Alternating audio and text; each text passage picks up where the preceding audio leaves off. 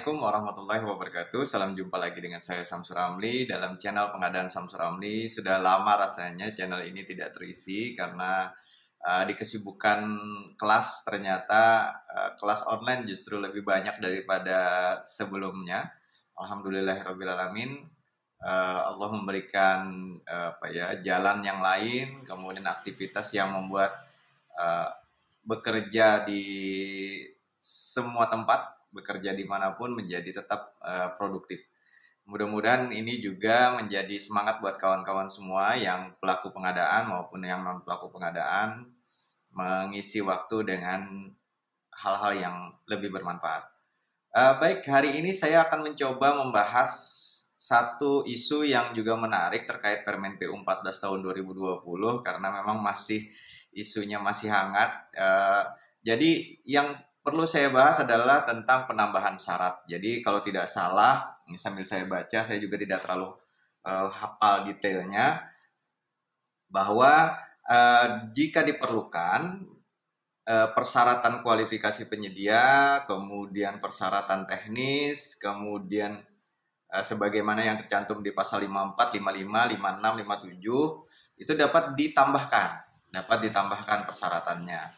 Jadi kalau kita lihat di kualifikasi misalkan sekarang persyaratannya tidak ada lagi menambahkan peralatan milik sendiri, tenaga ahli milik sendiri misalkan untuk yang tender gitu ya.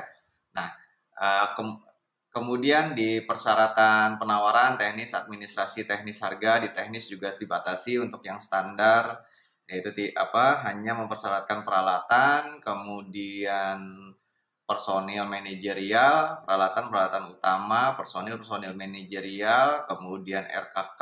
Dengan demikian, maka mungkin saja untuk pekerjaan-pekerjaan yang non standar, di luar pekerjaan-pekerjaan standar yang dilakukan, ini mungkin saja ada persyaratan-persyaratan yang diperlukan tambahan. Mungkin saja. Jadi, hal yang pertama yang perlu diperhatikan oleh kawan-kawan adalah yang pertama adalah bahwa pastikan bangunan yang kita bangun itu adalah bukan bangunan standar. Karena kalau bangunan standar, maka cukup menggunakan standar dan pedoman yang ada. Tapi kalau sudah non-standar, nah non-standaran ini harus dipertanggungjawabkan. Untuk itulah kemudian di Permen PU 14 tahun 2020 itu mewajibkan bahwa jika ada penambahan syarat yang mengindikasikan bahwa pekerjaan kita itu adalah pekerjaan non-standar, pekerjaan yang kompleks, atau pekerjaan yang sifat resikonya besar, maka kemudian diperlukan penambahan persyaratan. Wajib meminta persetujuan, ini pasal 58, wajib meminta persetujuan dari pejabat tinggi media untuk APBN. Dan untuk daerah, ini isunya yang hangat adalah untuk daerah itu ada izin dari 2 pejabat tinggi pratama. Dan ini, jadi dua-duanya. Untuk teknis kekonstruksiannya dari pejabat tinggi pratama yang membidangi jasa konstruksi. Otomatis di sini adalah Dinas PU. Kemudian yang kedua adalah pejabat tinggi pratama APIP, yaitu inspektorat.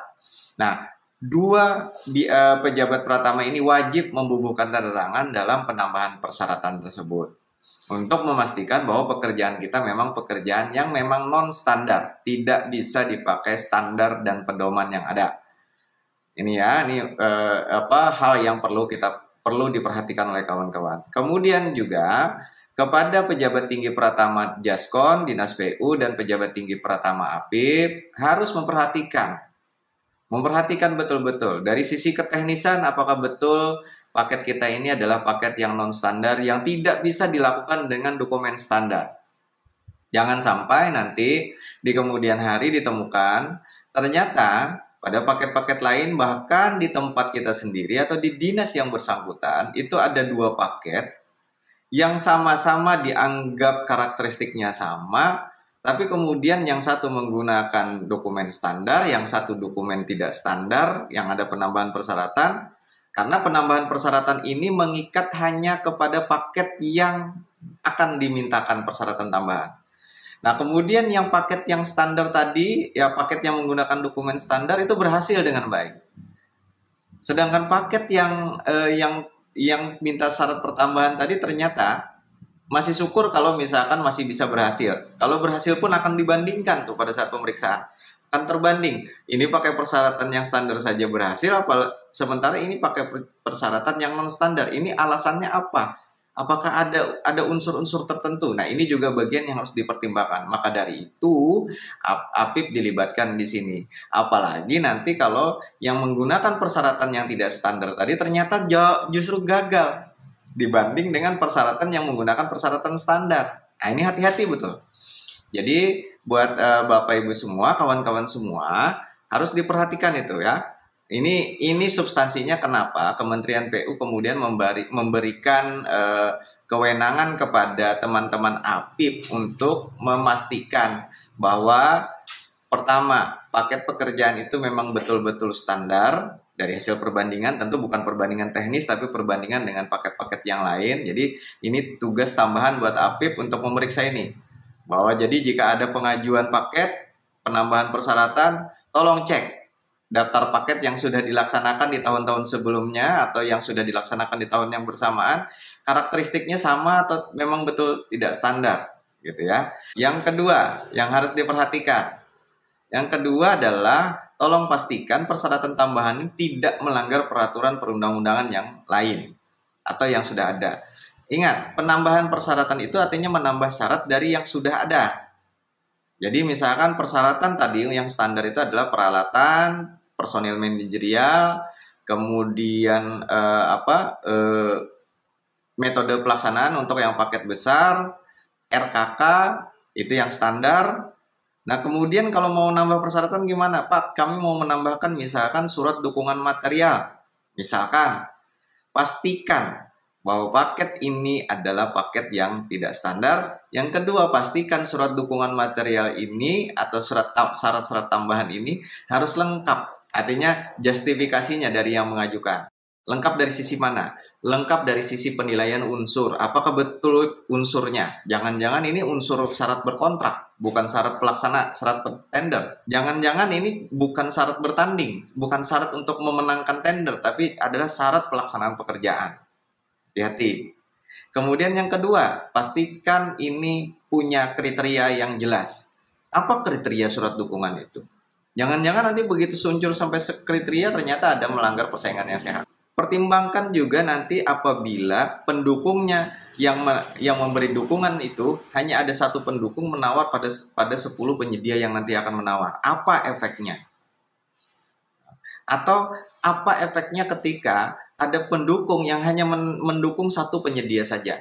Ini juga aspek-aspek kriteria yang harus diperhatikan. Yang ketiga, dalam rekomendasi justifikasi harus sesuai dengan penjelasan tentang tata cara evaluasinya bagaimana. Jangan-jangan cuma tahu unsurnya saja, mempersyaratkan saja, tapi tidak tahu kriteria, tidak tahu tata cara. Ini kalau APIP harus nolak kayak gini. Gitu ya, harus nolak ini. Jadi harus jelas ketiga-tiganya. Unsurnya jelas, syaratnya jelas, kriterianya jelas, kemudian tata caranya jelas. Aspeknya tidak boleh melanggar peraturan perundang-undangan yang lain. Ini yang perlu saya tegaskan di pasal 58. Jadi persyaratan tambahan itu adalah menambah syarat yang sudah di luar yang sudah ditetapkan. Jika ingin menambah di luar itu silahkan. Tapi harus disetujui oleh pejabat tinggi Pratama Jaskon dan pejabat tinggi Pratama APIP. Pejabat tinggi Pratama APIP harus mempertimbangkan tadi 3 hal. Unsur, kejelasan kriteria, kejelasan tata cara. Kemudian kejelasan ini juga harus diperbandingkan dengan aspek-aspek peraturan perundang-undangan yang lain. Kalau kurang satu saja kurang, tidak jelas, maka hati-hati. Berarti paket pekerjaan itu bukan paket pekerjaan yang non-standar. Berarti paket pekerjaan itu adalah paket pekerjaan yang standar saja. Sudahlah, pakai syarat yang standar saja.